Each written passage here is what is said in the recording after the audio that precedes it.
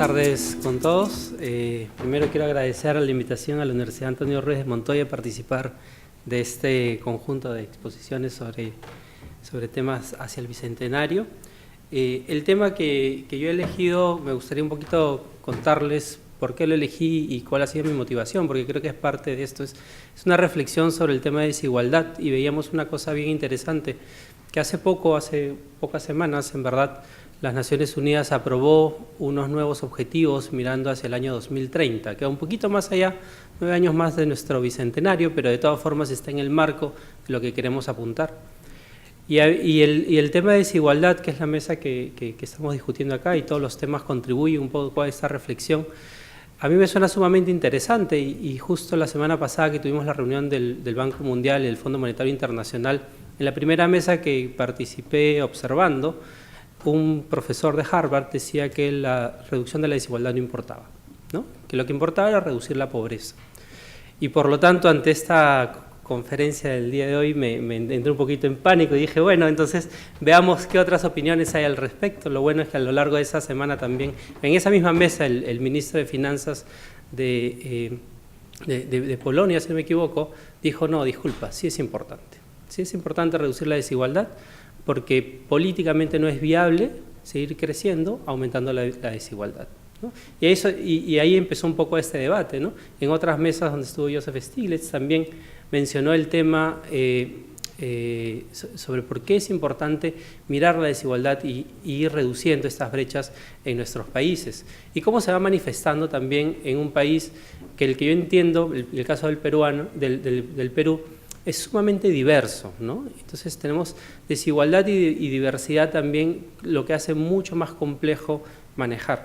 Revisando algunas cifras, América Latina es quizás la región más desigual del mundo y el Perú está entre los países más desiguales dentro de esta región. Una de las discusiones que vamos a ver en un ratito, que el Perú ha trabajado, ha hecho su trabajo en los últimos años y ha ido reduciendo estos niveles de desigualdad.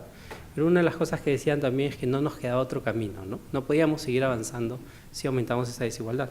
Entonces, básicamente yo he tomado este contexto de los Objetivos de Desarrollo Sostenible para reflexionar sobre el tema de desigualdad y plantear ahí algunos temas que me encantaría discutirlos con ustedes más adelante, ¿no? Los Objetivos de Desarrollo Sostenible son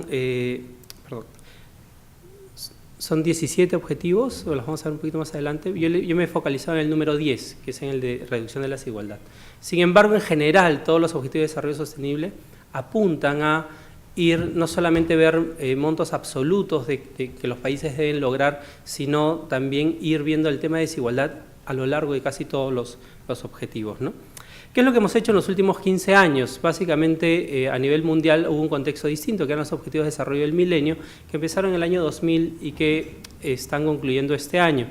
Y básicamente el Perú hizo la tarea, ¿no? Dentro de la gran mayoría de los objetivos que se planteó, el Perú ha ido logrando. Creo que el principal de los Objetivos de Desarrollo Sostenible era reducir la pobreza monetaria, que la multidimensional, obviamente, como le ha explicado Enrique, es mucho más rica y muestra un poquito más el perfil de nuestro país, pero el propósito era básicamente la monetaria y ahí hemos tenido grandes avances, ¿no?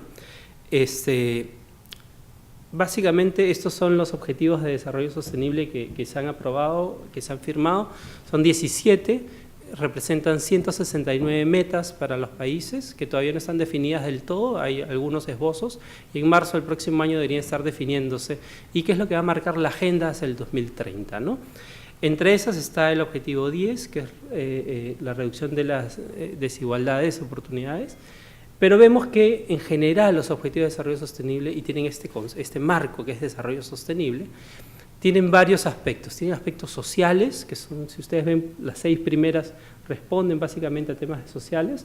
Tienen aspectos ambientales, las siguientes 3, hay energía, uso de la vida en forestal, la tierra, el uso de la tierra, el agua marina.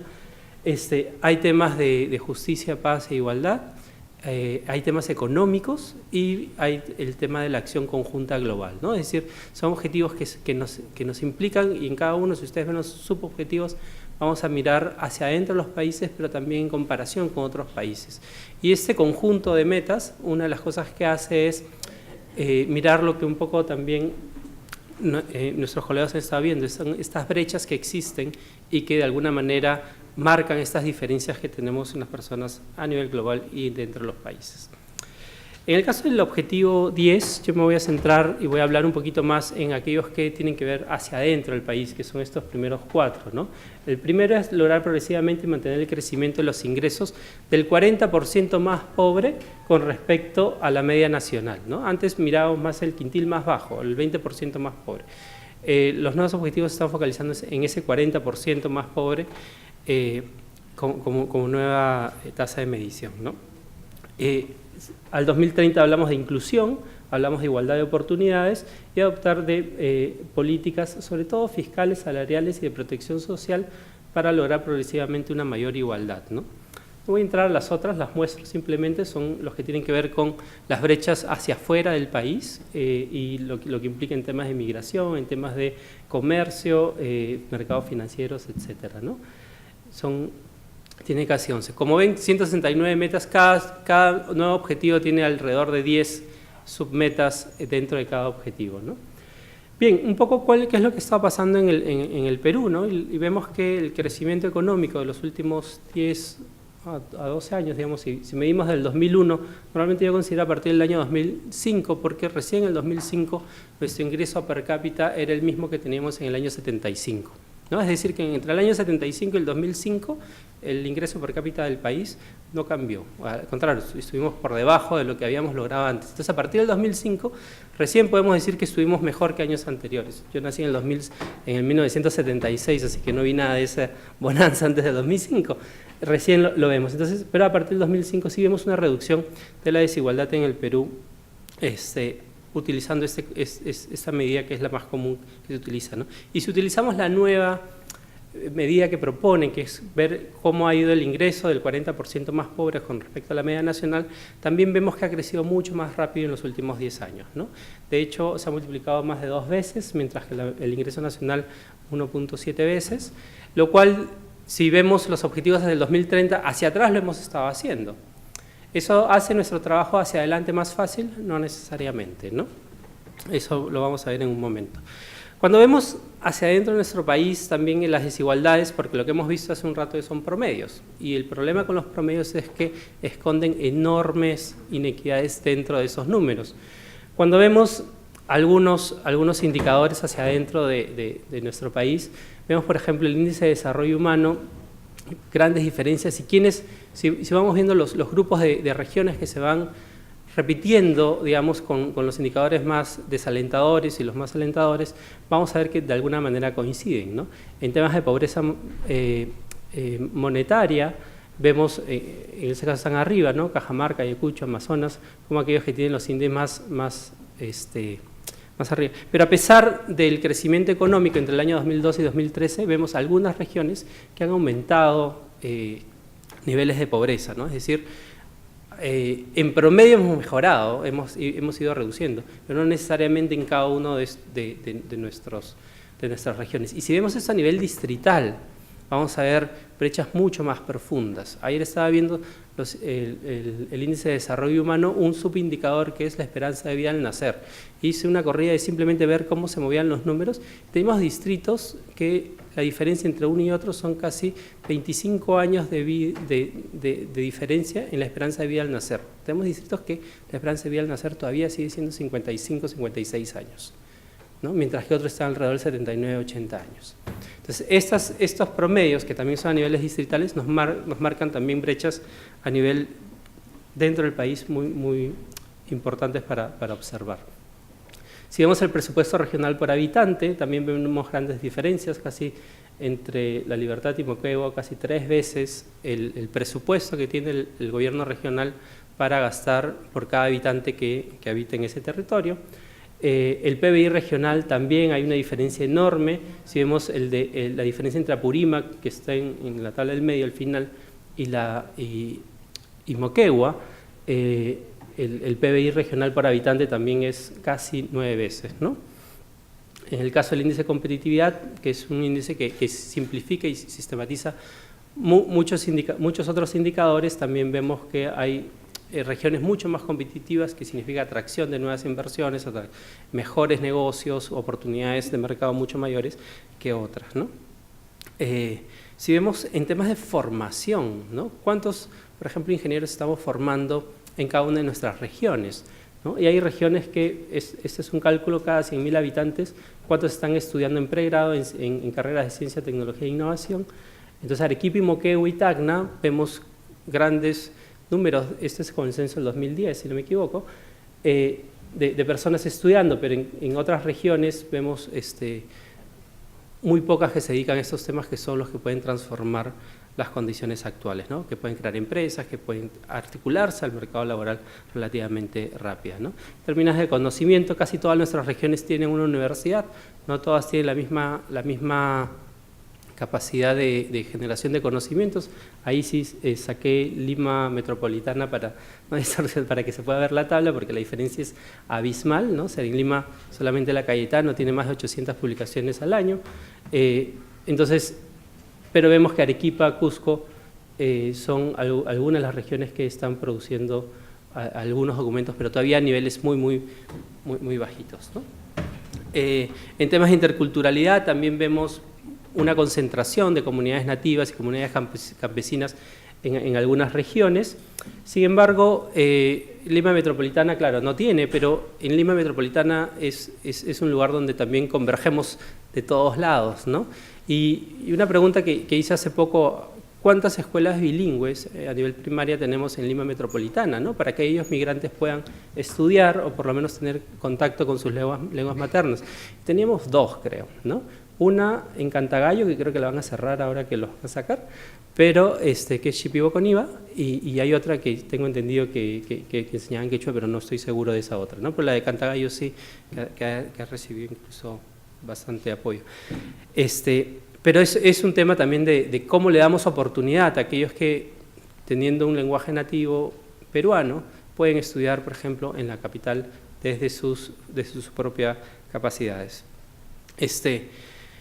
Hice un ejercicio de qué pasaría, pues, con este primer indicador de posibles escenarios hacia los siguientes años, ¿no? Claro que las reducciones de proyecciones del PBI nos ponen un poco en aprietos, ¿no? Porque si no hay crecimiento económico, tampoco hay crecimiento de los ingresos, y los primeros que salen, digamos, del mercado laboral probablemente son aquellos que tengan menor productividad, ¿no? Y son justamente los que tienen menos educación, los que tienen situaciones son más vulnerables, lo que en algún momento se consideraban los pobres coyunturales, ¿no? Aquellos que, dependiendo del contexto económico, entraban o salían de la línea de pobreza. Y entonces, si seguimos como hemos estado haciendo, y hay programas de capacitación, hay vinculación, oportunidades de negocio para los emprendimientos, o hay nuevos puestos de trabajo, podemos ver un aumento en el quintil 1 y 2 de sus ingresos, a pesar de que el ingreso nacional se vea un poco restringido o no crezca a tanta velocidad, ¿no? Eso sería, digamos, como un escenario muy positivo. En el caso de los escenarios negativos, digamos, que son los dos de abajo, en los cuales las brechas más bien van aumentando, es decir, que los que tienen de los quintiles más bajos, del 40% más pobre, sus ingresos no crecen tan rápido como el resto del país, es decir, que se concentran los crecimientos de los ingresos en aquellos que tienen más recursos, ¿no? Y ahí Enrique Vázquez mostraba un indicador interesante en la medida de pobreza multidimensional, que tiene que ver, quizás el único indicador que empeoraba era el indicador de activos, ¿no? Y, como saben, tenemos los ingresos por salario, pero también tenemos los ingresos por renta, ¿no? Justamente los más pobres también, y acá solamente estamos viendo ingresos por salarios, pero si vemos ingresos por renta, probablemente la brecha sea mucho mayor y sean los que tienen mayores recursos los que se han aumentado, ¿no? Ahí el economista Piketty ha puesto esto hace poco, digamos, el año pasado, en un libro, como diciendo, hay que mirar también los ingresos por renta, porque ahí se están aumentando estas brechas que no le estamos prestando mucha atención, ¿no?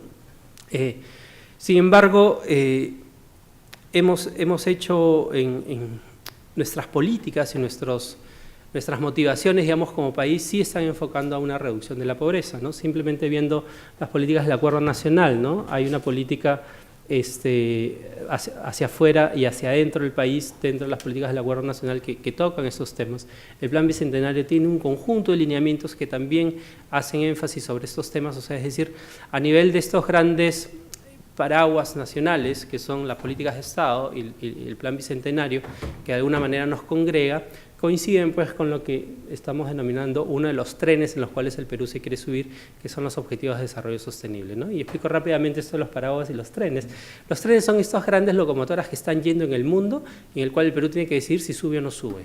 Y lo bueno de esto y lo que nos está pasando es que cuando decidimos subirnos, de alguna manera todos nos ponemos de acuerdo, ¿no? Dice, oye, los Objetivos de Desarrollo Sostenible, como país nos metemos.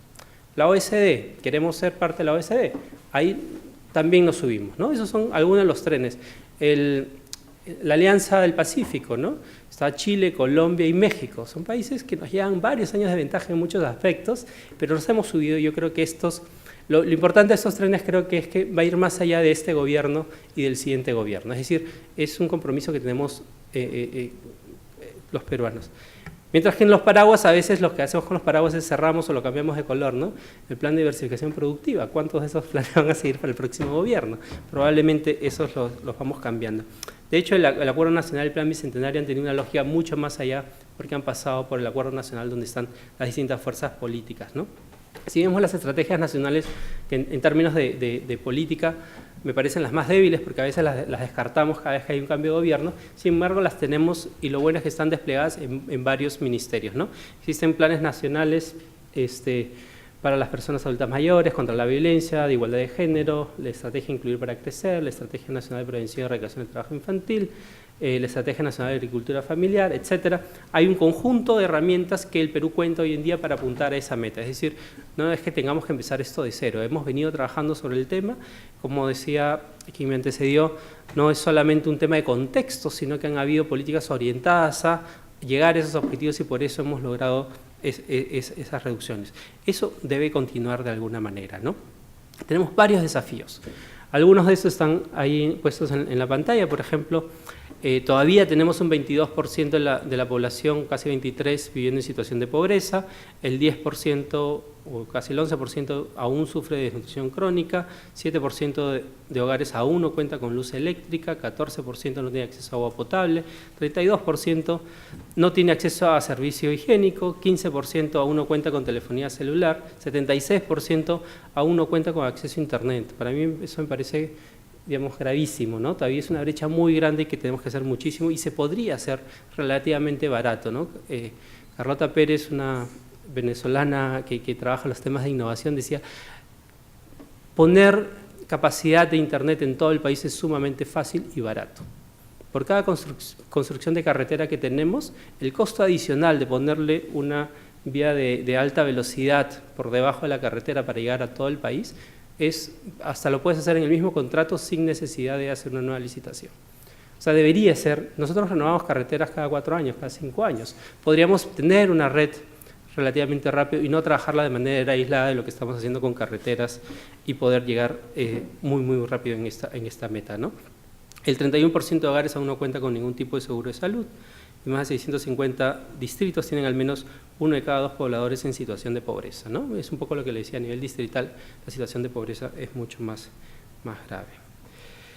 Los tipos de intervención, esto igual yo no lo he inventado, ¿no? Esto está, en el Perú tuvimos una experiencia bien interesante que era crear el marco social multianual en el año 2008-2009. El marco social multianual respondía un poco en contraposición al marco macroeconómico multianual que es el que rige nuestras políticas económicas y por lo tanto veíamos ahí un eje. ¿Qué es lo que decíamos? 3 tipos de intervenciones rápidamente. Protección social, formación de capacidades y promoción de oportunidades. Tengo poco tiempo, así que voy a correr. Digamos, en cada uno de estos 3 temas deberíamos de desplegar una serie de instrumentos que nos permitan lograr estos objetivos en simultáneo, ¿no? No es suficiente solamente promover mecanismos de mercado para lograr los resultados sociales. Necesitamos proteger a nuestros ciudadanos y ciudadanas todo el tiempo, ¿no? ¿Cuáles son las recomendaciones? Yo las he resumido en 4, ¿no? Primero, monitorear el estado de desigualdad en el Perú de manera permanente y articulada. Los nuevos objetivos de desarrollo sostenible nos van a exigir comenzar a medir de manera integral y ponerle mucho más atención al tema de desigualdad de lo que hemos venido haciendo. La diversificación de instrumentos de política social para reducir efectivamente la desigualdad tiene que apuntar a estos 3 tipos de intervenciones que les mencionaba hace un momento.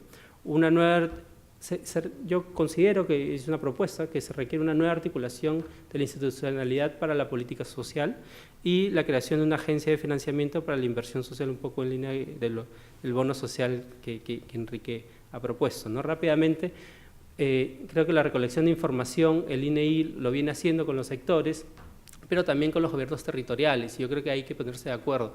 Me ha tocado conversar con gente de gobiernos regionales que no están de acuerdo con las cifras nacionales porque cuando ellos miden ven resultados totalmente distintos, y ahí tenemos un motivo de conflicto. Hay intereses de por medio, hay presupuesto de por medio, y creo que hay que trabajar en ese tipo de tener las cifras oficiales del país en estos temas. Monitoreo y sistematización de resultados a nivel sectorial y territorial y rendición de cuentas a nivel nacional, subnacional e internacional, y ahí creo que todos tenemos un papel que cumplir, ¿no?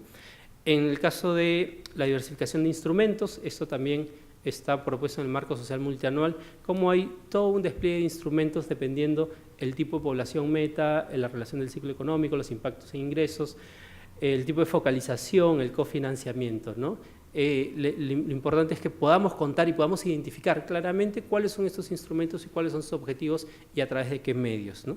El tercer tema, una nueva articulación, que no es nueva, en verdad es el rescate de una articulación que antes existía con la Comisión Interministerial de Asuntos Sociales, ¿no? Que en mi visión cumplía un rol interesante mientras no quería ser ente rector, ¿no? Yo creo que lo que debe buscar es justamente, necesitamos un ente que vaya más allá de los sectores y más allá del territorio y que articule toda esta información, todos los programas y que organice la asignación eficiente de los recursos de todos, ¿no? Y finalmente la creación de una agencia de financiamiento para la inversión social, y acá me quiero tomar 30 segundos adicionales, básicamente para decir, yo considero que deberíamos aprovechar aquello que tenemos desplegado en nuestro país, ¿no? En nuestro país tiene una larga data de movilización social para fines sociales. Tenemos miles de ONGs que han pasado por nuestro país, miles de personas que están capacitadas para hacerlo y que lo pueden hacer de manera responsable. Yo creo que es un error asignar dinero permanente a instituciones y la experiencia reciente de lo que tenemos, por ejemplo, para el caso de innovación en el país, son fondos concursables que funcionan, que puedes evaluar cada cierto tiempo, que puedes generar recursos, que puedes medir los impactos un poco en la línea del bono social que planteaba Enrique.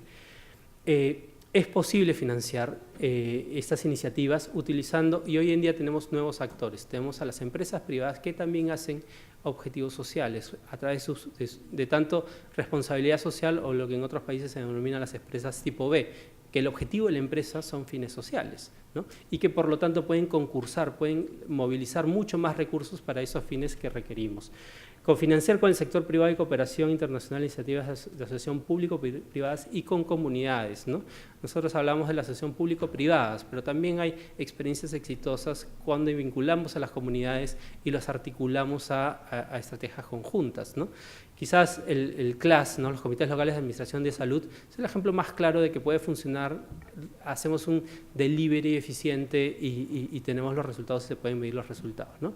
Finalmente, financiar la innovación social es algo que se propuso hace un par de años, se quedó un poco en el tapete. Tenemos, desde Concitec se está financiando temas en salud, pero en otros países estamos viendo, en Chile, en el caso de financiamiento de vivienda, de innovación para temas de vivienda, en caso de Colombia, un programa de innovación social muy amplio también donde son concursables, podemos financiar estas empresas nuevas de jóvenes e innovadores que pueden buscar en aquellos lugares donde no llega ni el Estado ni el sector privado, ¿no? Y es ahí donde podemos conseguir y destrabar estos núcleos duros de pobreza y desigualdad. Bien, muchísimas gracias.